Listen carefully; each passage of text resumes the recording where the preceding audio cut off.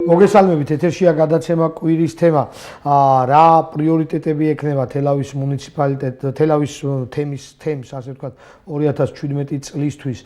რა იქნება 2017 წლის ბიუჯეტი, როგორი ამ ბიუჯეტის ხარჯვითი ნაწილი და ძირითადი ინფრასტრუქტურული პრობლემები მოგვარდება. მოკლედ ჩვენ კვლავ საუბრობთ ბიუჯეტზე, კახეთის მუნიციპალიტეტების და ჩვენი სტუმარია თელავის თემის გამგებელი ბატონი ალექსანდრე შათირიშვილი. მოგესალმებით, ბატონო ალექსანდრე. მადლობას გადაგიხდით სტუდიაში მობრძანებისთვის, ასე რომ დარჩით ჩვენთან. მცირე სარეკლამო პაუზის შემდეგ თქვენ შეგეძლებათ უკვე გადაცემის მეორე ნაწილში დაგვიკავშირდეთ პირდაპირ სატელეფონო ჩართვების საშუალებით ნომრებზე 0353 22 33 30 და მობილურის ნომერზე 571 72 0207. გადაცემის მეორე ნაწილში თქვენ შეგეძლებათ ამზარების განხორციელება და ველით თქვენ შეკითხვებსაც. ახლა კი დავიწყოთ დღევანდელი გადაცემა და ჩვენ სტუმარს ბატონო ალექსანდრე პირველი კითხვა მექნება ასეთი. მოდით ჩვენს ტელემაყურებელს გავაცნოთ თელავის თემის ბიუჯეტი ჯერ პირველ რიგში ეს გაიყო და ვიცით რომ ქალაქ თელავის მერია ცალკეა, ქალაქ თელავი და თელავის სოფლები ერთიანდებიან თელავის ასე ვთქვათ თემში. რა იქნება 2017 წლის ბიუჯეტი თელავის თემის და როგორია მისი ძირითადი პარამეტრები, როგორია შემოსავლების ნაწილი, ხარჯვითი ნაწილი, შემდეგ ვისაუბროთ ვთქვათ შედარებაზე იგივე 2016 წელთან, რითია ეს ბიუჯეტი ასე ვთქვათ შეცვლილი. მოგესალმებით, მივესალმებით ჩვენს ტელემაყურებლებს. მე პირველ რიგში მინდა ვთქვა, რომ შურს ბუჯანელების ის რომ აქვთ ესეთი ტელევიზია, რომელიც ხელმისაწვდომია ყველა მოსახლისათვის, არა მარტო ბუჯანის მუნიციპალიტეტში, არამედ მთელი საქართველოს მასშტაბით მისასალმებელია ეს და დიდ მადლობას მოგახსენებთ მოწვევისათვის. მადლობა თქვენ. კარგია რომ მომეძლევა იმის საშუალება, რომ გავაცნო მაყურებელს ის პრიორიტეტები, რომელიც 2017 წლის ბიუჯეტში გვაქვს გათვალისწინებული. საერთო ჯამში შარშანდელ ბიუჯეტთან შედარებით 2017 წლის ბიუჯეტი გაზრდილია დაახლოებით 9 მილიონი ლარით. ეს ადგილობრივი შემოსავლების ხარჯზე არის მომხდარი. გაზრდილია ინფრასტრუქტურული პროექტები, ჩვენი ხარჯებით ვაკეთებთ 1,9 მილიონიან პროექტებს. ამას დაემატება ინფრასტრუქტურული პროექტებიდან 2,700,000 რეგიონულიდან კი და ამას დაემატება კიდევ დაახლოებით მილიონიანი პროექტი გვაქვს ჩვენ ნაყიდი წინანდალში უნდა ავაშენოთ სპორტული დარბაზი თანამედროვე სტანდარტებით, რომელიც ჩდება დაახლოებით 980,000 ლარი და აი ამის დასაფინანსებლადაც მზად არის ინფრასტრუქტურის სამინისტრო რომ გამოვიყოს მილიონი ლარი.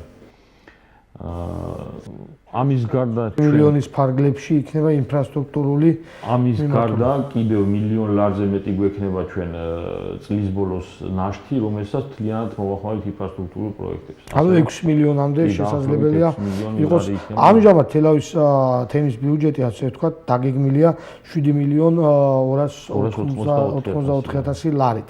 მოდით პირველ რიგში ვიდრე შევეხებით იმ პროექტებს, რაც რეგიონული განვითარების ფონდიდან უნდა რეგიონებში განსახორციელებული პროექტების ფონდიდან უნდა წამოვიდეს, მოდით მანამდე ვისაუბროთ უშუალოდ ამ ბიუჯეტზე, რაც უკვე დაგეგმილი გაქვს საკრებულოში გაგზავნილია. აი ამ 7 მილიონიდან თქვენ როგორც ვთქვით 1,9 არის ინფრასტრუქტურული ნაწილი. დანარჩენი შემოსულობების, მოდით ჯერ ვთქვათ შემოსულობების ნაწილი, რისგან შედგება ეს 7 მილიონი. შემდეგ დაუბრუნდეთ ხარჯვით ნაწილს. რა თანხებისგან მოაბილიზეთ ეს 7 მილიონი. გამოთანაბრები ტრანსფერი, შემოსავლები რა? ეს არის კი ტრანსფერისგან შედგება და საკუთარი შემოსავლებისგან. მე ხა გაშიფული. რამდენია დაახლოებით აი ესეთი ტრანსფერი არ ტრანსფერი როგორც მახსოვს დაახლოებით 2,9 მილიონი უნდა იყოს. დანარჩენი არის თლიანად საკუთარი საშემოსავლო ნაწილი, ისე ჩვენი პრივატიზებიდან, ჯარიმებიდან და სხვადასხვა საკუთარი შემოსავლე. ეს აღსანიშნავია, რომ ადგილობრივი შემოსავლები იზრდება და ადგილობრივი შემოსავლების ზრდის ხარჯზე ხდება ბიუჯეტის ზრდა. ანუ 9 მილიონი ლარი თლიანად შემოსავლის კი ხარჯია გაზრდილი. შემოსავლების ხარჯია ამის ზრდა. რაც ეხლა ხარჯვით ნაწილს 7,280,000-დან 1,9 მიდის ამ ასე ვთქვათ ინფრასტრუქტურაზე, ხომ? ამ შემთხვევაში 5,800,000 დაახლოებით, ხომ? ეს ციფრი. რაში დაიხარჯება? რა არის? აი მოგახსენეთ მე გაშიფრულებს სოციალური პროგრამებისთვის გვაქვს 545,000 ლარი. ხომ გაშიფრული აქვს ეს თანხები? კულტურა და სპორტისთვის 1,53,000 ლარი. ამაში შედის აიპები, სამუსიკო სკოლები, საბიბლიოთეკო გაერთიანება საბილეთო გაერთიანება ცალკეა 110.000 ლარია საბილეთო გაერთიანება და ბაგაბაღების გაერთიანებაში იხარჯება ყველა დიდი თანხა 1.388.000 აქვს ზრდა შაშანდელ პერიოდთან შედარებით. დაახლოებით არის ეს 30.000 ლარი, მაგრამ ნაშთიდან მოგვიწევს კიდევ დამატება, იმიტომ რომ მიმდინარეობს ახლა მშენებლობა ფშავლის საბავშვო ბაღის და წინანდლის საბავშვო ბაღის, რომელიც გაიხსნება 2017 წელს და ამისთვის დაგჭირდება როგორც მომსახურე პერსონალისათვის თანხის გამოყოფა, ასევე კვებისთვის და სხვა ხარჯებისთვის შენობის შენახვისათვის. ამიტომ ნაშთიდან ჩვენ ვარაუდობთ, რომ დაახლოებით 150.000 ლარი კიდევ დაემატება საბავშვო ბაღების გაერთიანებას. საბავშვო ბაღების გაერთიანებას 150.000. ორი ახალი საბავშვო ბაღის დამატების ხარჯზე, კი. ასევე დაემატება სასპორტო გაერთიანებას, რომელსაც გამოყოფილი გვაქვს ჩვენ 410.000 ლარი და დაახლოებით ვარაუდობთ 70.000 ლარის დამატებას. ესეც ხდება ახალი სპორტული დარბაზების გახსნის ხარჯზე. ვარდის უბანში გავხსენით ახალი სპორტული დარბაზი, ჭიდაობის დარბაზი, თანამედროვე გათბობით და საშხაპერებით და სანიორეში გავხსენით ძალოსნობის და ჭიდაობის დარბაზი, რომელიც აღჭურვილია ოლიმპიური სტანდარტების აღჭურვილი შტანგებით, რომელიც მოგვცა ბატონმა კახიაშვილმა, ძალოსნობის ფედერაციის პრეზიდენტმა, მისი მხარდაჭერით მოხდა ამის შენობის გარემონტება და აიგაც მიდის, რა თქმა უნდა, თანხები გათბობისათვის, იგივე მწვრთნელების ხელფასის გადახდისათვის, მომსახურე პერსონალისათვის. აი თქვენ ერთ-ერთი მუხლი გაქვთ ასეთი, თქვა იგივე ნარჩენების შეგროვება, გადამორჩება, რაც ერთ-ერთი ისეთი პრობლემაა. აქ წინა წელთან შედარებით გაქვთ მზადობა 154.000 ლარი, რაც უნდა მოხმარდეს 154. ჩვენ წლის ბოლოსთვის უკვე ვარაუდობთ, ცოტა დრო არის დარჩენილი, მაგრამ უნდა მივიღოთ კიდევ 300 კონტეინერი, რომლისთვისაც ავიღეთ ჩვენ 209.000 евро სესხი. 300 კონტეინერის და 2 ავტომზიდის, ნაგავმზიდის საყიდლად. რომელიც 10 წლის განმავლობაში უნდა დაფაროთ, ხო? 10 წლის განმავლობაში და გადახდას ვიწყებთ 2019 წლიდან, ანუ 3 წლის შემდეგ.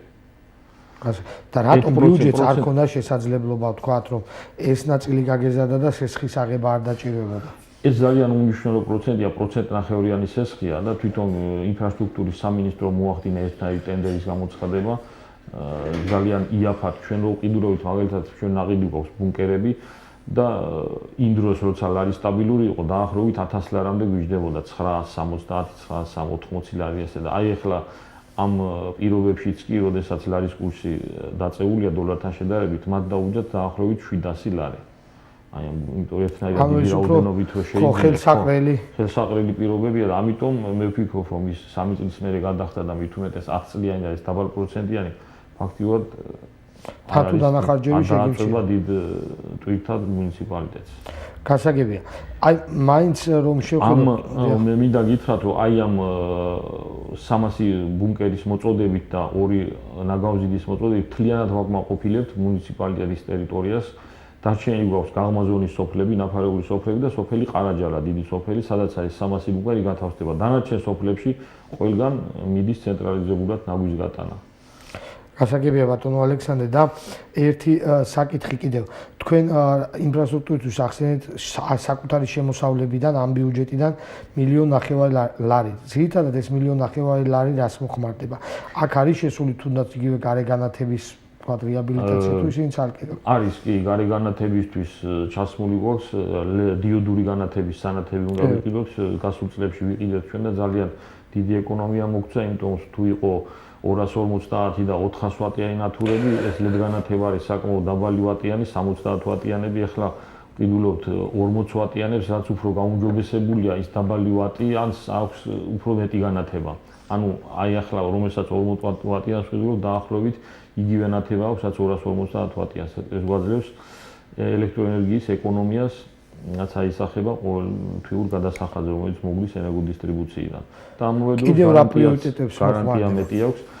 ბაგაბაღების გათბობისათვის გვაქვს გამოყოფილი 1.5 მილიონიდან თანხები, სადაც ბუნებრივი აირი შესულია, რომელიც სოფელშიც არის ბუნებრივი აირი. იქ ყველგან ვაკეთებთ გათბობას ბაღებში, ცენტრალურ გათბობას. გაკეთებული გვაქვს რამოდენიმე ბაღში და 2017-ში მთლიანად მოვჩებით ბაგაბაღების ანუ 2017 წელს ყველა ბაგაბაღში გექნება რომელიც სოფელშიც არის ბუნებრივი აირი. რომელიც სოფელში არის ბუნებრივი აირი. და დღეს რამდენი ბაგაბაღია დარჩენილი ვთქვათ გათბობის მიღო? როგორც მახსოვს 11 ბაგაბაღია დარჩენილი. სულ არის სულ გვაქვს 21 საბავშვო ბაღი, 22 გვექნება უკვე როცა აშენდება წინანდალში ერთი საბავშვო ბაღი არსებობს, მაგრამ მეორეს ვამატებთ. ყველაზე მნიშვნელოვანი მე რატო გეკითხებით ინფრასტრუქტურაზე ჩვენი მოსახლეობისთვის, ტელემაყურებლისთვის, ყველაზე მნიშვნელოვანი მაინც არის ინფრასტრუქტურული ღონისძიებები ადგილობრივი ბიუჯეტიდან. ის რაც მიდის თქვათ იგივე ადმინისტრაციაზე, ხელფასზე, სხვა ტიპის ხარჯებზე, მაინც პრაქტიკა გვიჩვენებს, რომ ის ნაკლებ მნიშვნელოვანია ვიდრე ინფრასტრუქტურაზე დახარჯული, ასე ვთქვათ, წილი. დანარჩენი, აი ამ 6 დანარჩენი რაზეც 5 მილიონ 800.000-დან დაახლოებით, რომელიც თქვენ ბიუჯეტში გაქვთ, რომელიც მიდის კულტურაზე, რომელიც მიდის სხვადასხვა მიმართულებაზე, ხო 1.300.000 იგივე ბაღებზე თქვით. აი იმ ნაწილშიც თუ არის ინფრასტრუქტურული ელემენტები ჩადებული, თუნდაც კულტურის მხარეს არსებულ ბიუჯეტში. არა, მათი ბიუჯეტი თუ ეს მხოლოდ ხელფასებია და ხელფასების და იმ ყოველდღიური საკანცელერიო და სხვადასხვა გადასახადების ელექტროენერგიის გათბობის და ასე შემდეგ სპორტული ღონისძიებების ჩატარებისათვის. ინფრასტრუქტურული პროექტებს ვაკეთებთ მხოლოდ აქედან არის. კი. და მინდა გითხრათ, რომ როგორც მოგახსენეთ, დაახლოებით 6 მილიონამდე ლარი გვექნება ჩვენ ინფრასტრუქტურული პროექტების. მოდი გადავიდეთ მეორე ნაწილზე. ეს არის რეგიონებში განსახორციელებული პროექტების ფონდიდან გამოყოფილი თანხა. რამდენი ძირითადად თქვენ თქვით 2 მილიონ 700.000 ლარი. 2 მილიონ 700.000 ლარი. აქედან ძირითადად ფინანსდება, ასე ვთქვათ, ცოტა უფრო მასშტაბური პროექტები. რა პროექტების განხორციელებას ელოდებით უშუალოდ კონკრეტულად რომ უთხრათ ჩვენს მაყურებელს, აი 2017-ში რა გაკეთდება? გასულ წელს ჩვენ ძირითადად პროექტებით და ჩვენი ფულით გავაკეთეთ წყალმომარაგების ქსელის აღდგენა. იმიტომ რომ თუ არ მოვაგვარებით მიწისქვეშა კომუნიკაციების ნორმალურ მდგომარეობაში თუ არ მოვიყვანით, იქ გზების მოასფალტება იქნებოდა უაზრობა და გადაყრილი ფული, იმიტომ რომ რამოდენიმე თვის შემდეგ შეიძლება დაზიანებულიყო მიწისქვეშა კომუნიკაცია და ხელახალი დასაგები გავხდომოდა ასფალტი.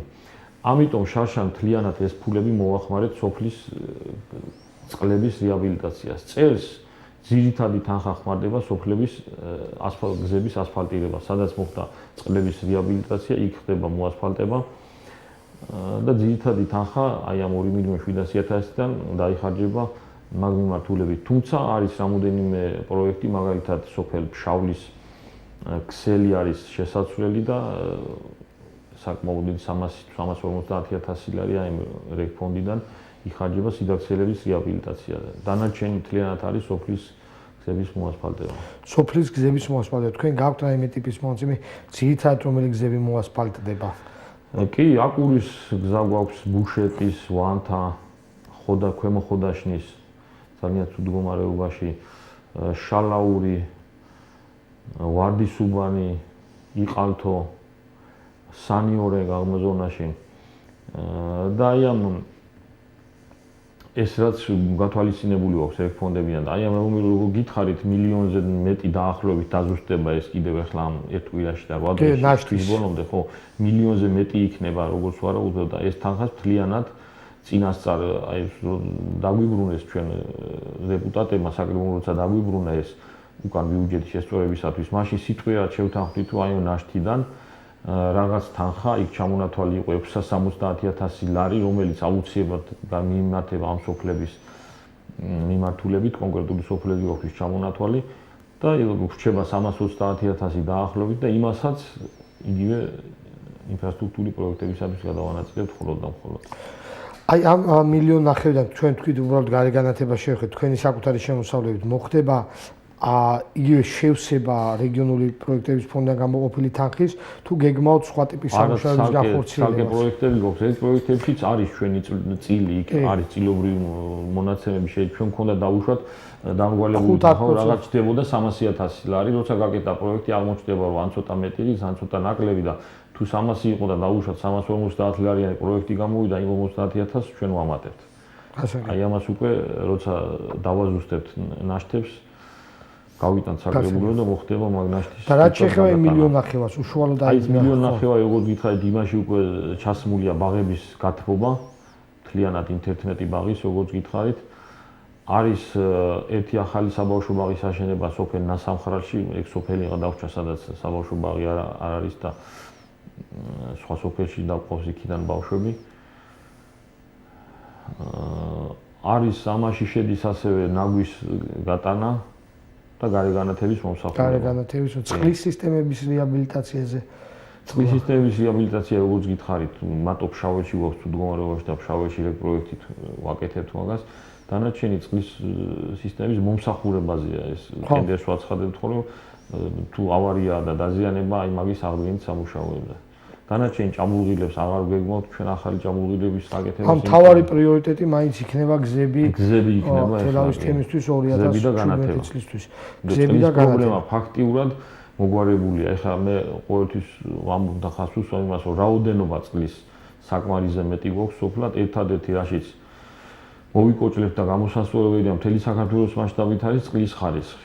ვერ ვაკმაყოფილებ და ვერ აკმაყოფილებს, იმიტომ რომ სოფლად ფაქტიურად არ ხდება წყლის დაქლორვა, ფილტრაცია, არანაირი მომსახურება, მხოლოდ ავარიების აღდგენა და ამისთვის ეხლა ამ ეტაპისთვის თანხები ამ ეტაპისთვის არა მიდის მთავრობასთან მოლაპარაკება, რომ ერთ ხელში მოექცეს, მოგეხსენებათ, რომ ქალაქებს ემსახურება გაერთიანებული წყაროების კომპანია, სოფლებს ემსახურებით მუნიციპალიტეტები და ძალიან მწირი შესაძლებლობები აქვს ჩვენ იმისთვის, რომ ხარისხიანი და ისეთი წყალი მივაწოდოთ მოსახლეობას, როგორცაც აწვის გაერთიანებული წყაროების კომპანია. ამიტომ არის საუბარი იმაზე, რომ შეიძლება მოხდეს ერთ ხელში გადაცემა ან გაერთიანებული წყაროების კომპანიისთვის, ან რეგიონული კომპანიების შეპესეების შექმნა და ერთ ხელში იყოს თლიანად ეს წყაროების კომპანია. და ბატონო ალექსანდრე, ჩვენ როდესაც უყურებთ, თქვა, გეგმავთ, ვადარებთ ხოლმე სხვადასხვა მუნიციპალიტეტის ბიუჯეტს, თქვენ სოციალური პაკეტისთვის გამოყოფილი გაქვთ 455,000 ლარი. აქ შედის 455,000 ლარი. 545. ბოდიშ 545,000 ლარი.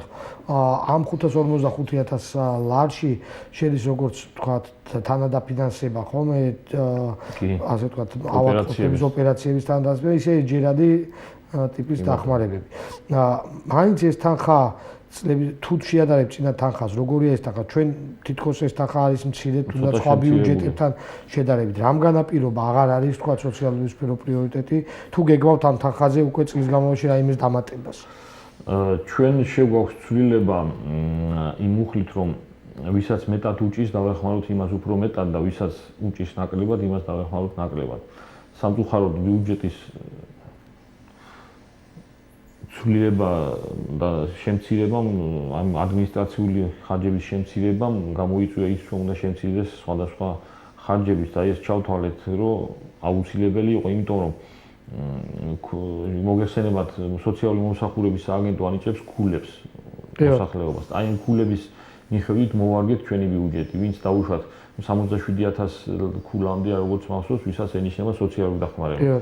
ჩვენ ავიღეთ და 67, 68 და 79 ვისაც აქვს, შეიძლება ის უფრო ცუდ მდგომარეობაში, იმიტომ რომ იმას არც სოციალური დახმარება ეძლევა და არის დაახლოებით იგივე პირობებში. ამიტომ ავიღეთ 100,000 ქულამდე ვისაც აქვს, იმას ვეხმარებით მაქსიმალურად დაუშვათ 500 ლარი გვაქვს მაქსიმუმ ჩვენ ოპერაციებზე თანადაფინანსება და ვეხმარებით 500 ლარი. ვისაც 100-დან ზემოთ აქვს რაღაც ქულამდე და ზუსტად არ მახსოვს, რომ პირობითად 200 ან მეტი, ან 250 ქული, იმას ვეხმარებით 250 ლარით. ხო, ვისაც საერთოდ არ აქვს, არ მიუკითხავს სოციალური სააგენტოსთვის დახმარების მისაღებად, იმას ალბათ საერთოდ არ დავეხმარებით ამ თანადაფინანსებით. იგივე ხდება ერთჯერა დახმარებაზე 150 ლარია მაქსიმუმი და ქულების მიხედვით ჩამოდის 50 ლარამდე. გასაგებია და კიდევ ერთი კითხვა მინდა გკითხოთ. საუბარია იმაზე, რომ შესაძლებელი აღარ იყოს სოფლის პროგრამა მუნიციპალიტეტებში და აქტიურად განიხილება ეს თემა. ეს პროგრამა წყვეტდა ფაქტიურად სოფლებში გასაგები მესმის რომ დიდი სამუშაოები ვერ ხორციელდებოდა ხშირ შემთხვევაში და სავარგულებთან მისასვლელი გზები, ანუ ისეთი ტიპის პრობლემები, რომელიც აწუხებს სოფელს და რაღაც პერიოდით უნდა გადაწყდეს, თუნდაც მოხრეშვითი სამუშაოები და ასე შემდეგ. რა თქვენ თუ გაქვთ რაიმე რესურსი თუ არ განხორციელდება ეს პროგრამა, იგივე ეს მოთხოვნები რაც გააჩნია სოფლებს თქვენი რესურსებით დააკმაყოფილოთ ასე.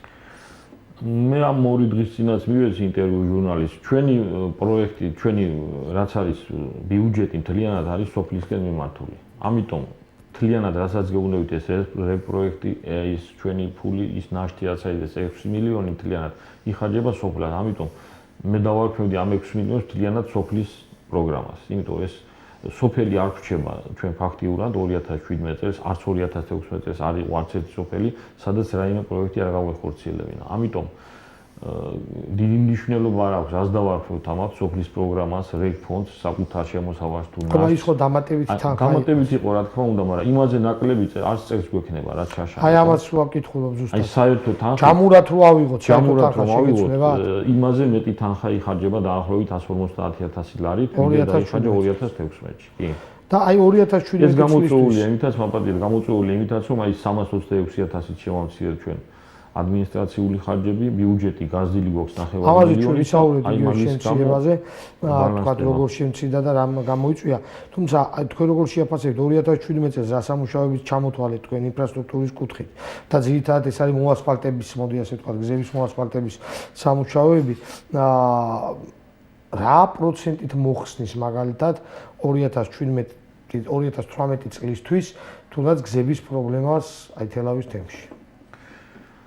სოფლად რა თქმა უნდა მაგას ვერც დავგეგმავთ და ვერც განახორციელებთ რომ ყველა გზა იყოს მოასფალტებული, მით უმეტეს ქალაქებში არ არის ყველა გზა მოასფალტებული, მაგრამ ცენტრალური გზები მაინც სოფლად მისასვლელი გზებზე არ აქვს ლაპარაკი. სოფლად მისასვლელი გზა ყველა არის კეთილმოწყობილი, მაგრამ აი ეს რასაც გეუბნებით არის შიდა გზები. შიდა ცენტრალური გზები. შიდა ცენტრალური გზები, სადაც ინტენსიურია მოძრაობა, სადაც ხშირად ხდება სოფლის თავარი ზარღვი თავალი ქუჩა რაც არის, აი ამ ქუჩების მოასფალტებაზე და განათებაზეა საუბარი. ჯერჯერობით და დანარჩენ საუბრებზე მოხერხებთ ყველა სოფელში, ხო ვერ ითვისებთ ყველა სოფელში სრულად. რა პროცენტით ზოგიერთ სოფელში გავაკეთეთ 2016 წელს მაგალითად რუისპირში მოხდა, ყარაჯალაში მოხდა შიდა გზების მოასფალტება. წელს დანარჩენ სოფლებში ხდება და თანდათანობით ალბათ ყველა სოფელს მივწვდებით, რომ ცენტრალური გზები მაინც იყოს კეთილმოწყობილი და მეორე ხარისხოვანი გზები მოხრეში. დიდი მადლობა ბატონო ალექსანდრე. ჩვენ გვაქვს მცირე გამოკითხვაც, ასე ვთქვათ, ვიდეო მასალა მომზადებული მოსახლეობის. მე რეჟისორს ვთხოვ, რომ ვაჩვენოთ და შემდეგ დავბრუნდეთ სტუდიაში, გავაგზავნოთ საუბარი. უშუალოდ ამას.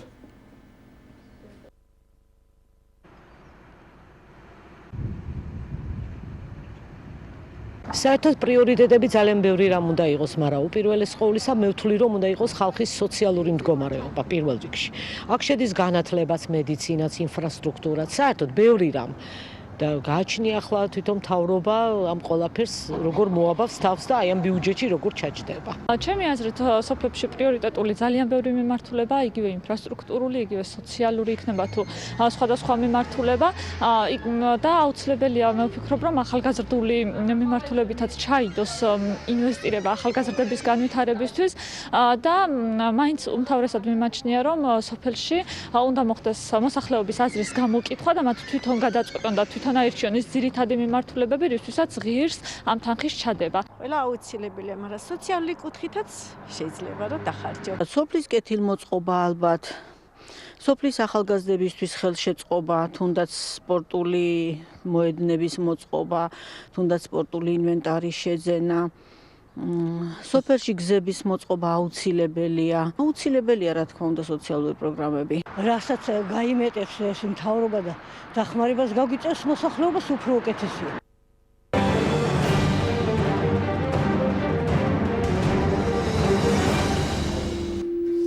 ჩვენ კვლავ სტუდიაში ვართ და ჩვენი სტუმარია ბატონი ალექსანდრე შატილიშვილი, თელავის თემის გამგებელი და ჩვენ ნახეთ გამოკითხვა თქვენს თემში მოსახლეობის აზრი, რაზეც ვსაუბრობდით ინფრასტრუქტურა, ძირითადად ასახლები ინფრასტრუქტურა, სოციალურ სფეროს და იყო ახალგაზრდებს. აი ახალგაზრდების მიმართულებით რა ღონისძიებებს გეგმავთ?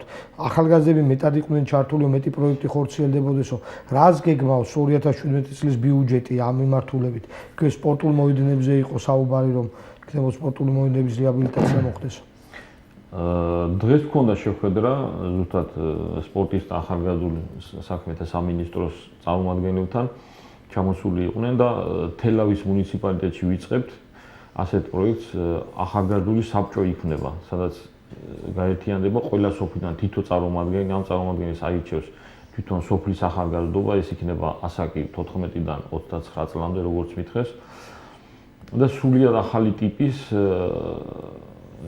თანამშრომლობას ვნერგავთ. იწყება ეს თელავის მუნიციპალიტეტი, იმიტომ რომ ჩვენ გქონდა ეს ურთიერთობა დაწყებული ძალიან კარგად, World Vision-ია ესეთი ორგანიზაცია იმისი დახმარებით და დაინტერესდა სამინისტრო, ჩამოვიდნენ და ვიწყებთ 2017-დან აი ურთიერთობას. მით უმეტეს რომ აქვთ უცხო ქვეყნების, ჩვენზე განვითარებული ქვეყნების გამოცდილება, იმ გამოცდილებიდან ავიღებთ იმ საუკეთესოებს, რაც მოერგება ჩვენს ქვეყანას და 2017-დან დავიწყებთ ახალგაზრდებთან განსხვავებულ ურთიერთობას, მათი აზრის გათვალისწინებას, მათი წინადადებების განხილვას და მე ვფიქრობ, რომ ეს ხელშეუწყობს როგორც ახალგაზრდებს, ასევე ჩვენ შეგვიწყობს ეს რაც შეეხება კულტურის ბიუჯეტიდან მილიონ ნახევრად თუ გაქვთ რამე გამოყოფილი ამ მიმართულებით. ჯერჯერობით ჩასმული გვაქვს 2000 ლარი, მაგრამ მე დღეს ვილაპარაკეთ, ეგენი მოგვაწვია დაახლოებით იანვრის 15 რიცხვამდე, მე ვთხოვე რომ იანვრის 15 რიცხვამდე რატომ მხოლოდ კონცერტებზე, ამაზე სულ არის ხოლმე კითხვები და ახალგაზრდულ საბჭოზე მაქვს საუბარი. თორე ახალგაზრდებისთვის ძალიან ბევრი ღონისძიებებია, იგივე სპორტული ღონისძიებები, იგივე კულტურული ღონისძიებები. ბანაკში ყავდა ბავშვები ერთკვირიანი წაყვანილი, სხვადასხვა არქეოლოგიურ გათხრებში ვაღებინოთ მონაწილეობას დაინტერესებულ ახალგაზრდებს. ბევრი პროექტები გვაქვს, მაგრამ აი საბჭოზე ეს რომელიც ახალია და ამისთვის გამოყოფილი გვაქვს 2000 ლარი, რომ დავიწყოთ ფუნქციონირება და აი ამ ნაშთიდან, რომელიც გითხარით რომ მილიონზე დაახლოებით ცოტა მეტი გვექნება ალბათ იანვრის 15-ისთვის უკვე ჩვენ გადავანაწილებთ და ვთხოვე მათ რომ წარმოგვიდგინონ დაახლოებით რა ბიუჯეტი დასჭირდება ამ ახალგაზრდულ საბჭოს, რომ დავიწყოთ ფუნქციონირება, ახალგაზრდებმა მოახერხონ შეხვედრები, სხვადასხვა აქტიურობა განახორციელონ, წარმოადგინონ თავიანთი წინადადებები, ღრმად გაეცნენ იმ პროექტებში, თუ რას ვაკეთებთ, რა პრობლემები გვაქვს, რას ვაპირებთ, თვითონ რას ფიქრობენ, რომ გაკეთდეს თავიანთ სოფლებში და აი ეს ზეღანაც აღნიშნեմ, რომ ხელშეგვიწყობს და აი ერთ-ერთი საკითხი ხო ზუსტად კომუნიკაცია. სოფლის მხარდაჭერის პროგრამა იმითაც იყო კარგი, რომ ის ახერხებდა, რომ სოფელს ჩატარებულიყო კრებები და გადაეწყვიტათ ეს თანხა მიემატათ. რა ჩაანაცვლეს, როგორი გექნებათ კომუნიკაცია სოფლებში?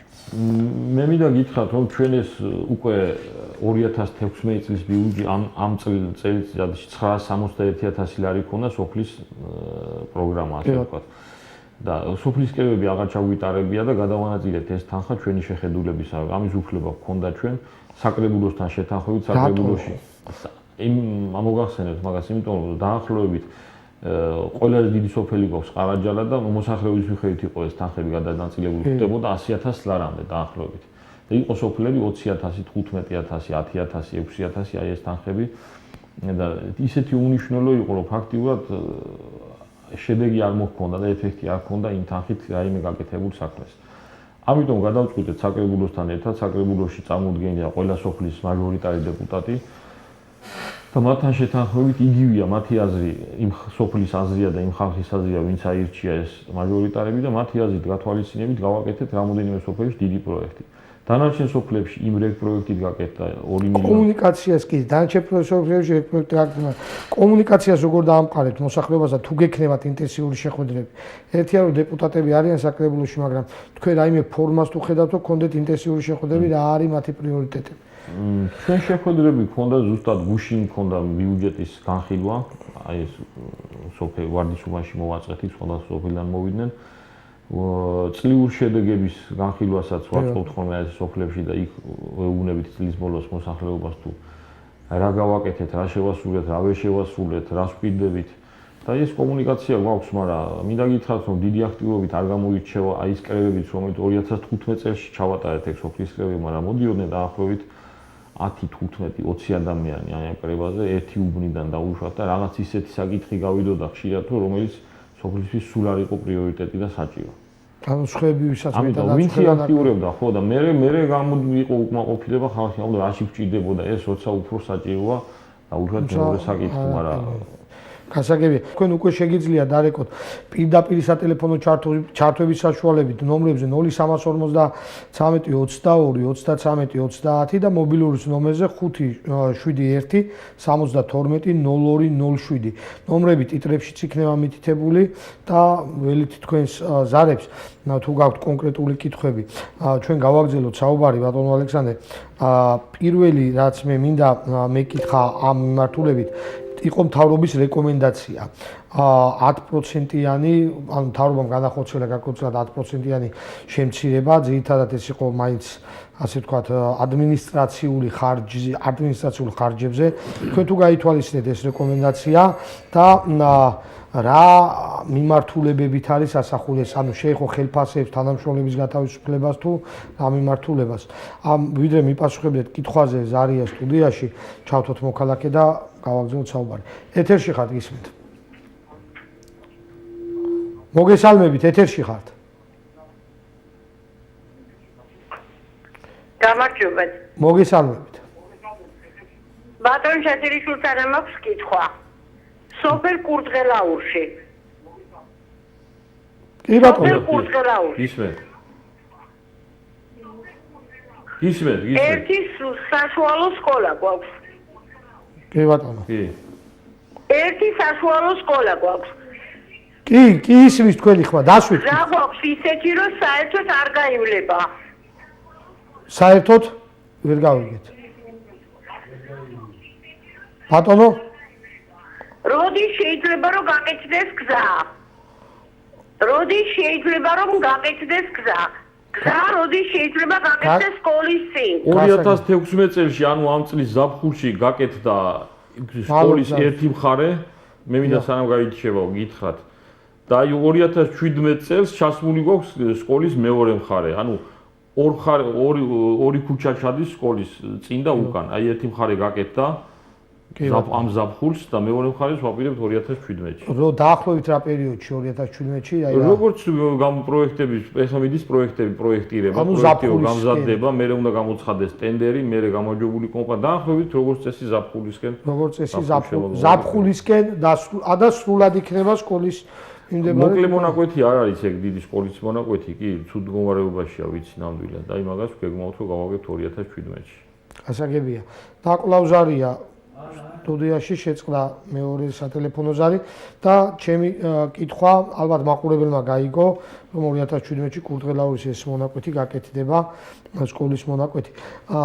მეორე კითხვა რაც შეეხება ჩემს კითხვას, რა ამაზე რა კუთხით გაითვალისწინეთ ეს რეკომენდაცია 10%-იან შემცირებაზე? მოგახსენებთ, შევამცირებთ ჩვენ როგორც გითხარით ერთი პრემია მთლიანად ამოვიღეთ, დავტოვებთ მხოლოდ ერთი. აღსანიშნავია, რომ წლების განმავლობაში იყო ყოველ კვარტალური პრემია, 4 პრემია იყო, მე ჩვენ გავანახევრეთ ეს და დავიყვანეთ 2-ზე და 2017-ში იქნება მხოლოდ ერთი პრემია. ანუ საახალწლო. არა აქვს რაღაც ან საშობაო იქნება, ან სააღბლო ერთი კვარტალის ბოლოს გავცემთ. მნიშვნელობა არ ეგაგვიზის ზუსტად, მაინც და მაინც ოდის შეიძლება ერთხელ გაიცემა წელიწადში. ასევე შემცირდა სხვა ადმინისტრაციული ხარჯები, საწვავის, მობილური ტელეფონის, მივლინების და ასე შემდეგ, რომელმაც შეადგინა 326,000 ლარი. ან ჯამში 326,000 ლარი შეამცირდა. 10%-იან შემცირებაში ჩავეტიეთ. იმ შევამცირებთ, ვაპირებთ რამოდენიმე შტატის შემცირებას აიპებში ძირითადად. გასაგებია. და თვითონ საშტატო ერთეულს შემცირება არ შეეხება. საშტატო ერთეულს არ შეეხება. მუნიციპალიტეტის. რაც შეეხება შემცირების ხარჯზე, მე მინდა კიდევ გკითხოთ ერთი თემა. ესე იგი, ერთი წუთით მე მქონდა მონიშნული ერთი საკითხი თქვენთან მიმართებაში. ხო, თქვენ ახსენეთ სოციალური დახმარებები, ამაზე მინდოდა მეკითხა, რომელიც ეს 545,000 ლარი და არის შემცირებული წინა წელთან. გამოკითხვის შემდეგ დამებადა ეს კითხვა, გამოკითხული მოსახლეობის უმეტესი ნაწილი მაინც ასახელებდა ამ სოციალურ სფეროს პრიორიტეტს.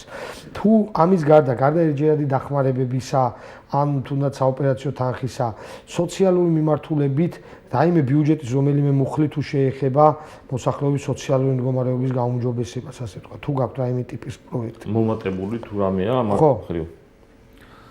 მაგალითად 11800 გქონდა მარჩენალ დაკარგულთა და დაინვალიდებულთა შვილების დახმარების პროგრამით. გვაქვს 16200, 2017-ში, რაც გაზრდილი მუხლებია. ახალშობილთა დახმარება 38000 გქონდა, 40000 გვაქვს. კიდევ არის ზრდა, რომელიც გაზრდილია იმ მუხლებს გეტყვით ახლა. სახელმწიფო საბიუჯეტო ორგანიზაციაში საწარმოო ტრამვის შედეგად დაზარალულ პირთა დახმარება 3700, 5400, მცირე თანხებია, მაგრამ ზრდა დანარჩენები შემცირებულია. არის კომუნალურ გადასახადებებზე, მოქალაქეთა ტრანსპორტის მგზავრობის შესაძლებლობის ღონისძიებები, ეს იყო საბავშვო ბაღები, სადაც არ იყო იქ ბაღებისთვის ტრანსპორტირებას ვაკეთებით, მოისწა ნაფარეულიდან, მოისწება ფშავლიდან და იმ სოფლებიდან, სადაც ახალი ბაღები შენდება, ამიტომ მცირდება. და ეს მინდა გითხრათ, რომ კომუნალური სოციალური პროგრამები არ შეუმცირდებათ იმ მოქალაქეებს, რომელთაც აქვს დაბალი სარეიტინგო ქულები. ანუ გაჭირებულ მოსახლეობას იგივე შეღავათები ექნებათ, რაც ჰქონდათ 2016 წელს. ეს შეეხება მხოლოდ იმას, ვისაც ან საერთოდ არ აქვს ქულები და არ მიუმართავს სოციალური სააგენტოსათვის, ან მაღალი სარეიტინგო ქულები. რაც შეეხება სპორტულ მოედნებზე იყო, კიდე მე მინდა დავუბრუნდე მოსახლეობის, ასე ვთქვათ, მოსაზრებებს. სპორტულ მოედნებზე იყო საუბარი. თუ გეგმავთ, აი ძირითადად არის გზების რეაბილიტაცია ინფრასტრუქტურის კუთხით. თუ გეგმავთ უშუალოდ სპორტული მოედნების 2016-ში ვანთაში გაკეთდა, დაიხლა დასრულების პროცესია ხელმოსაფარიანის სტადიონი და 2017-ში გვაქვს გეგმაში სოფელ გულგულაში, სადაც მოთხოვნაა სოფლის, რომ უნდათ რომ გაკეთდეს ასეთი. ანუ ერთი სტადიონის გეგმა, ერთი სტადიონი ხელმოსაფარიანი კი საკმაოდ ვირიჯდება და გაიხარეს. 2017 წლისთვის არის სოფელ გულგულაში. 16-ში ახლა ვამთავრებთ სოფელ ვანთაში. 16-ში დაამთავრებთ სოფელ ვანთაში. და მოდით ნელ-ნელა ჩვენი გადაცემის საერთოდ როც იწურება ძიმში და ნელ-ნელა პირველ რიგში მაინტერესებს. აი 2016 წელს თუ შევადარეთ, მაინც მნიშვნელოვანია 2017 წლის ბიუჯეტი, ზოგადი შეჯამება რო გავაკეთოთ გადაცემის. რა მიმართულებებით იქნება უფრო პოზიტიური, ანუ უფრო მეტად განვითარებული. გავიგეთო ინფრასტრუქტურის წილი გაიზრდება და ძირითადად ეს იქნება გზები. თუმცა კიდევ რას შეიძლება შევუდაროთ? მითითებაც ესეთი იყო, რომ ინფრასტრუქტურული პროექტების წილი უნდა გაზრდილიყო, აი ადმინისტრაციული ხარჯების შემცირების ხარჯზე და ასეც მოხდა და მნიშვნელოვანი ზრდა არის საბავშვო ბაღების კონონდეი აღდის ხარჯებში, იმიტომ რომ მოგახსენეთ ახალი ბაღები აშენდა, ხდება იქ ცენტრალიზებული გათბობა და პირობების გაუმჯობესება ჩვენი მომავალი თაობისათვის. ეს არის პრიორიტეტი მუნიციპალიტეტისათვის, არის პრიორიტეტი როგორც მოგახსენეთ სოციალური დაცვა, რომელიც ოდნავ შემცირებულია, მაგრამ აი სოციალურ გაჭირებულ მოსახლეობის ხარჯზე არ არის ეს შემცირებული და ინფრასტრუქტურული პროექტები. რაც შეეხება საბავშვო ბაღებს, რამდენი ბაღი რჩება, რომელიც თვითონ ამ თემში, რომელიც არ არის სრულად რეაბილიტირებული? სრულად რეაბილიტირებული რჩება ჯერ კიდევ ბაღები, რომელიც მთლიანად არ არის, ზოგ შეუცვალეთ სახურავი, სადაც წყალი ჩამოდიოდა, შეუცვალეთ იმ ბაღს. ასე რომ მთლიან სტანდარტებში, რომელიც მთლიან სტანდარტებში გვაქვს ყარაჯის ბაღი საუკეთესო მდგომარეობაში, ნაფარეული, რომელიც ახლად გავაკეთეთ, შალაური ახლად გაკეთებული, კურდღელაური ახლად გაკეთებული, ვარდისუბანია კარგ მდგომარეობაში და რამდენი რჩება? სანიორე კარგ მდგომარეობაში რჩება, ეხლა იყალთოს ბაღია ძალიან ცუდ მდგომარეობაში, მაგრამ მანდ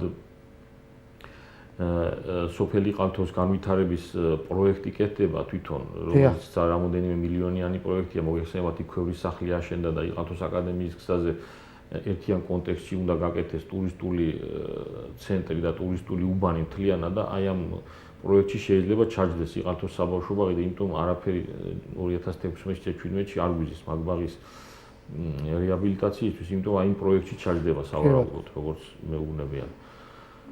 და გვაქვს რჩება რამოდენიმე ბაღი სულ, ნუ სადაც არ არის გაზი, თეწყლები, ლაფანყური, ფშაველი, ლალისყური, აი ეს სოფლებია. და ეს გაზის მიყვანის გარეშე, ხო, დანარჩენგან, როგორც გითხარით, ცენტრალური გათბობა იქნება, ყვება აქვს საუკეთესო. აი ყვებაზე მინდა მეკითხა, რაციონთან მიმართებაში როგორია სტანდარტები თქო და საუკეთესო ყვება აქვს ბავშვებს, ეს გამოიხატება როგორც თვითონ ბავშვების რეაქციიდან, როცა მივდივართ საბავშვო ბაღში, ისე მშობლების ინტერვიუებიდან და ყველა კმაყოფილი არა მარტო ყვებით, არამედ იმით, რომ როგორც მოგესალმებათ, ჩვენი ხელისუფლების მოსვლამდე იყო ფასიანი საბავშვო ბაღები, ახლა არის სრულიად უფასო. სადაც მოშორებულია და ან სოფელში მაგალითად ნასამხრალში გითხარით წეღარ ვარ ტრანსპორტირებას იქიდან მარშრუტი სამარშრუტო მიკროავტობუსი ყავს დანიშნული, რომელიც უზრუნველყოფს ბავშვების მიყვანას ბაღამდე და წამოყვანას საღამოს. ასე რომ სკოლამდელი აღდის ბავშვები ნამდვილად კარგ მდგომარეობაში ყავს სოფლად და ყოველწლიურად გავაუმჯობესებთ მათ პირობებს. დიდი მადლობა ბატონო ალექსანდრე, მე გისურვებ წარმატებას 2017 წლისთვის და ბოლოს გადაცემის დასასრულს ჯერ ბიუჯეტი მაინც დასამტკიცებელია, საკრებულომ თქვენ გადმოგიგზავნთ შენიშვნები. ძირითადად რაც შეეხებოდა ეს შენიშვნები და თუ გაითვალისწინეთ საკრებულო შენიშვნები.